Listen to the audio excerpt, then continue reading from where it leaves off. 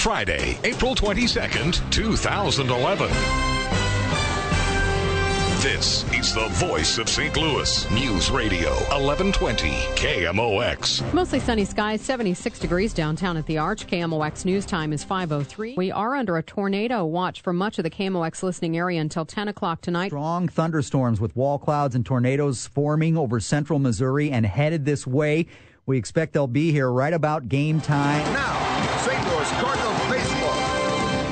This is Bill Reeker of the KMOX newsroom with another Frederick Roofing Storm Center update. A very destructive tornado moving through southern St. Charles County at this time. Let's go to the Weather Channel. Meteorologist Sally Russell, we're tracking a very dangerous storm right now. We are indeed. The storm is just located southwest of Lake St. Louis. The whole entire storm is moving off to the east at about 45 miles to 50 miles per hour, and it is showing a definite hook. So we are definitely very confident with this tornado that's on the ground that it's still on the ground and continues to move off to the east at about 45. And we had a report from Interstate 70 in between Warrenton and High Hill that the traffic there is at a standstill because so many people have had their windows broken by this hail that they're pulling off on the side of the highway. And now the grounds crew is coming out, and we're going to have our first rain delay. Rain delay at Busch Stadium. With the way the radar looks right now, it definitely looks like it is showing such strong rotation. It's showing a little hook, so we have that possibility of that tornado. If it's not on the ground, it could be at any moment. So if you are right there, if you are in New Melle over towards Lake St. Louis and St. Peter's, what you guys need to do right now is get into your basement. I understand that this tornado was wrapped in rain, one of the most dangerous kind. This is a KMOX severe weather alert. Important information will follow. Damaging tornado on the ground right now, just north of St. Anne. This stuff is really popping. Scanner traffic at Lambert Airport. It appears as if there has been a roof which has blown off of a building. There are lights that have fallen down, and they are calling in K-9 units. And again, we're getting tornado sirens downtown. Yeah, so sirens are going off again. A tweet from the mayor's press secretary. She is shopping at the Galleria right now. She's saying that they're making everybody go downstairs. The billboard signs are completely gone. They're like ripped off. I mean, you can tell there was a sign there and it's not there anymore. And at Lambert Airport, somebody says that they have been deplaned off of an airplane, and there is glass and blood everywhere. Well, when you said that they had dogs out there, I didn't want to speculate to begin with, but it didn't sound good. I'm looking at Twitter right now. Somebody says, my friend at St. Louis Airport hid in the bathroom with her child as the tornado swept through. Scary. Somebody else says, consider me oblivious. I thought it was a normal gust of wind. Then I saw an AA jumbo plane pushed 20 yards from its gate. Evacuation efforts slowed by people taking photos on their phones at Lambert Airport. Now we're getting a much clearer picture, and our biggest fears have obviously are materializing now as we're beginning to really see a better path of this damage, which is across north St. Louis County and including Lambert Airport. It sounds as if at Lambert Airport it's about as serious as it can get. And my car was spinning like a top. And next thing I know, I see trucks flying in front of me. My gosh, you've got to feel like a pretty lucky man right now. I am thanking God, honey. I mean, I am very, very lucky.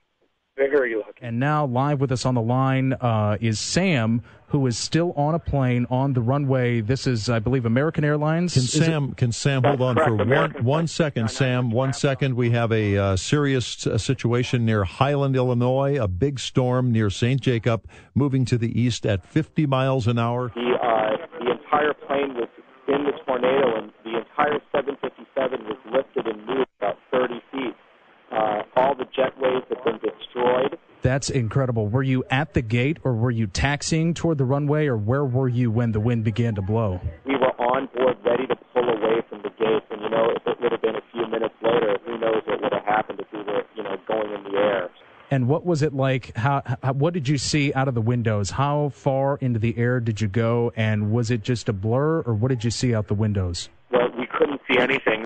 The wind picked up, and then the windows went gray. You couldn't see anything, and then the entire plane moved and moved away from the jetway in a lateral way, not front to back. And the power was knocked out, and we thought the plane was going to overturn. It was very dramatic, and I've never seen anything like that in millions of miles of flying. It makes turbulence look like a joke. That has not been affected by the storm. Are you having an announcement there in the background? Yeah, they're just letting us know that the the emergency crews are still unable to come. There's so much debris on the tarmac that they're unable to reach us. I mean, the baggage vehicles and all the emergency vehicles have been overturned here at Lambert Airport. All the jetways have been destroyed. It looks like a war zone out here. It looks like a war zone. Storm hit the church and completely took the steeple off of the roof, damaging the roof, and there were no injuries. We all were able to get into the attached building, which is the school, into the interior hallway. No injuries of any kind, just damage to the building itself. Deacon, I was going to ask you, it's Good Friday, and I'm sure services were going on. How many people were in the church at the time? I would guesstimate probably close to 300. And I'm scrolling through Twitter trying to see if there is anything else from Lambert Airport. Just some incredible photos. I told you about the one where the pole from a sign had pierced the side of a car, and the side of that car looked as if it had been crumpled up. It had those little dimples like when you crumple a piece of paper and then you try to flatten it out. That's what the side of that car looked like. We've just learned that we're going to carry the Cardinal baseball game, which is about to get underway in just minutes, on Y98 tonight, so that here on KMOX News Radio 1120, we can continue with our continuous coverage of this tornado damage. There were two people inside that home. I did speak with the owner of that home, who told me that he heard the sirens go off. He looked out to the west and he saw the tornado bearing down on the neighborhood.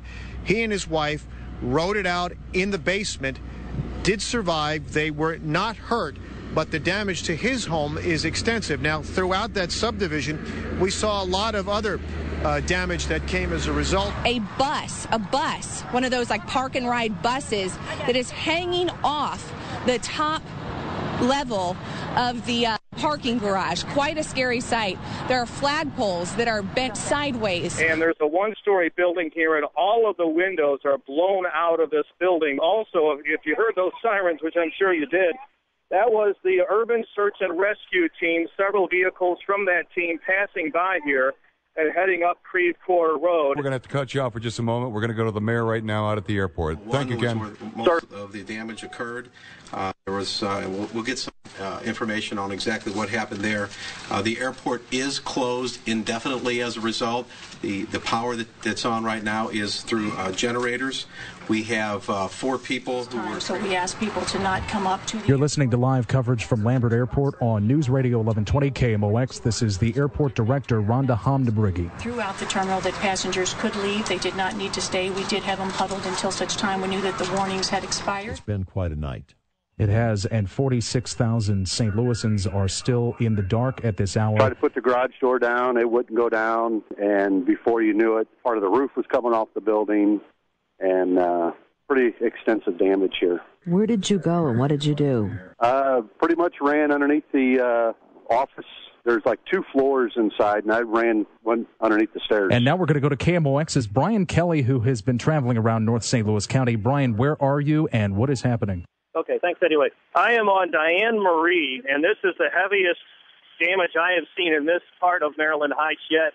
There's one house that's completely damaged or heavily damaged, another one that's unlivable. The one up the hill from there, heavily damaged. The one above there is completely destroyed, as is the one above that one. The next one lost a roof. The other one, there's also heavy damage. Unfortunately, this is not a very good Friday night for some folks. Associated Press photojournalist George Wise talking with us just moments ago after touring on foot downtown Ferguson. That's the business district through there. What he says, how he describes some of those areas not even recognizable, some of the buildings, and that is a familiar area to that photojournalist. CBS News, I'm Steve Knight. Tornado warnings and flash flood warnings are still up for parts of the St. Louis area. Lambert Airport took a direct hit from what witnesses say was a tornado. The airport is closed indefinitely as a result. The power that's on right now is through generators. St. Louis Mayor Francis Slay. At least 5 people suffered minor injuries. KMOX reporter Kevin Killeen. This is a big sunlit airport with lots of glass. 50% of it's gone. It is just shattered and splintered all over the floor. And a big highway sign from the interstate blew against the building. A shuttle bus, was picked up off the airport parking lot and landed on a railing, just teetering in front of the main driveway. There is widespread damage throughout the St. Louis area.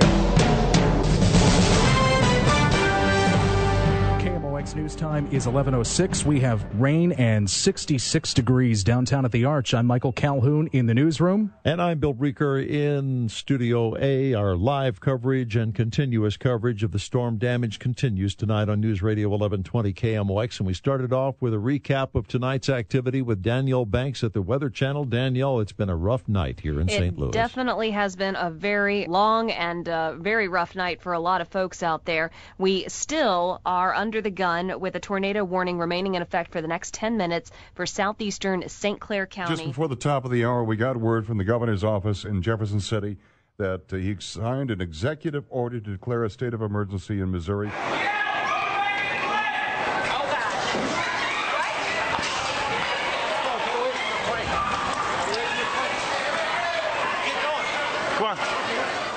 Inside the terminal, hundreds standing around trying to get connections or a hotel room. This young mother arriving from Salt Lake City tells KMOX she had her baby in a pumpkin seat on the plane, and they said you can't get off because there's too much lightning. So we were sitting in the plane probably about 200 yards from the sea terminal.